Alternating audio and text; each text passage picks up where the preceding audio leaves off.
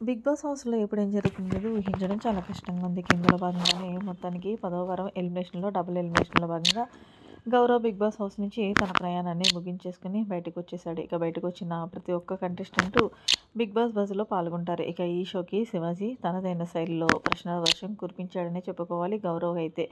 గౌరవ్ వచ్చిరని తెలుగుతో చాలా క్లియర్ కట్‌గా హౌస్‌లో ఒక్కొక్క మొహంలో నిజ స్వరూపాలు ఏంటో బయటపెట్టాడని చెప్పాలి బజ్‌లో. ఇక అసలు విషయానికి వచ్చేస్తే ముందుగా శివాజీ ఎందుకు గౌరవ్ నువ్వు ఇంత బేగా వచ్చేసావు? సో, మీరు వైల్డ్ కార్డ్ కంటెస్టెంట్‌గా గేమ్‌ని చూసే వెళ్లారు కదా! ఎందుకు మీ గేమ్‌ని ఆడలేకపోయారు?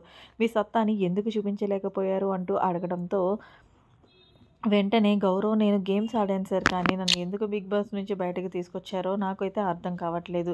నేను ఫిజికల్‌గా చాలా కరెక్ట్‌గా ఉన్నాను. కానీ ఏ టాస్క్ అయినా ఎరగదీశానని అంటే అది నువ్వు అనుకుంటే సరిపోదు కదా గౌరవ్! ఆడియన్స్ కూడా అనుకోవాలంటూ చిన్నపాటి డైలాగ్ వేశారు శివాజీ గారు. గౌరవ్ మరి ఇక్కడి నుంచి మొదలు పెడదాం అయితే సరే ముందుగా నువ్వు తనుజ కోసం ఏం చెప్తావంటే, తనుజ కోసం ఏం చెప్పాలి సార్?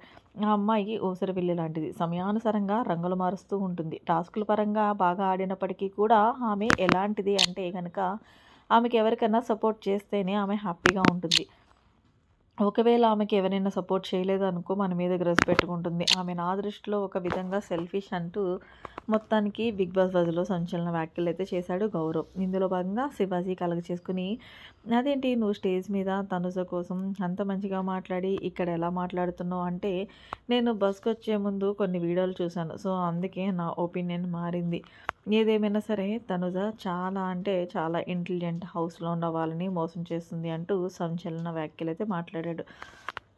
బిగ్ బాస్ బస్‌లో. సరే మరి తరుణ్ అయితే మోసం చేస్తుంది. మరి దివ్య గురించి ఏం చెప్తావు అంటే, దివ్య గురించి ఏం చెప్పాలి సార్? ఆమె పెద్ద తోపు అన్నట్లు ఫీల్ అవుతూ ఉంటుంది. ఎక్కడా కూడా ఆమె గేమ్ ఆడింది నాకు కనిపించనే లేదు. ఎప్పుడు చూసినా వర్ణి సార్ వెనకాలే తిరుగుతూ ఉంటుంది. ఆమె ఫుడ్ విషయంలో ఏదో వాళ్ళ ఇంటి దగ్గర నుంచి పెడుతున్నట్లు నానా రచ్చ చేస్తుంది. నిజంగా హౌస్‌లోనే ఆడని అమ్మాయి దివ్య ఉంది. ఆడే నన్ను ఇక్కడ ఎందుకు పెట్టారనేది నాకు అర్థం కావట్లేదంటూ మొత్తానికి దివ్య నా దృష్టిలో జీరో అంటూ జీరో చూపించాడు బిగ్ బాస్ బజ్‌లో. దివ్య గేమ్‌పై ఇక మరి బర్నీ గురించి ఏం చెప్తావంటే, బర్నీ సార్ హౌస్‌లోకి వచ్చిన తర్వాత 2 వారాలు గేమ్ అనేది ఆడలేదు. సో, ఇప్పుడే ఈ వారం మాత్రమే ఆయన గేమ్‌ని చూసాము. ఏదేమైనా సరే ఆయన తనుజతో దివ్య వీళ్ళిద్దరితో పెట్టుకోవడం వల్లే ఆయన గేమ్ పోయిందని నేనైతే అంటాను. ఆయన గనుక ఈ వారం ఎలాగో ఆడారు.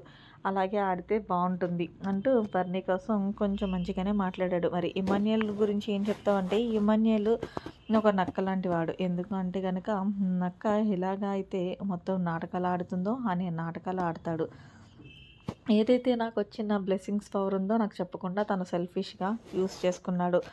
సో, ఆ విషయంలో నాకు నచ్చలేదంటూ మొత్తానికి ఇమాన్యుయల్ ఒక సెల్ఫిష్‌నెస్‌గా ఒక స్వార్థపరుడు అంటూ కూడా ట్యాగ్ అయితే వేసేసాడు బిగ్ బాస్ బజ్‌లో గౌరవ్. సో, మరి ఈ సీజన్‌లో నువ్వు ఎవరు విన్నర్ అవ్వాలనుకుంటున్నావంటే, నేనైతే గనక డెమాన్ పవన్ విన్నర్ అవ్వాలనుకుంటున్నాను. ఎందుకంటే, డెమాన్ పవన్ టాస్క్‌ల పరంగా కానీ చాలా బాగా గేమ్ ఆడుతున్నాడంటూ మొత్తానికైతే గౌరవ్ తన ఒపీనియన్ బిగ్ బాస్ బజ్‌లో మాట్లాడి బయటకొచ్చేసాడు. మరి బిగ్ బాస్ బజ్‌లో గౌరవ్ మాట్లాడిన మాటలు మీకు కరెక్ట్‌గా అనిపించాయా? లేకపోతే తనే ఒక సెల్ఫిష్‌గా అందరి మీద నిందలు వేశాడనేది కామెంట్. మరిన్ని లేటెస్ట్ అప్డేట్స్ కోసం మన ఛానల్ సబ్స్క్రైబ్ చేసుకోండి. Thanks for watching. By by. Have a nice day.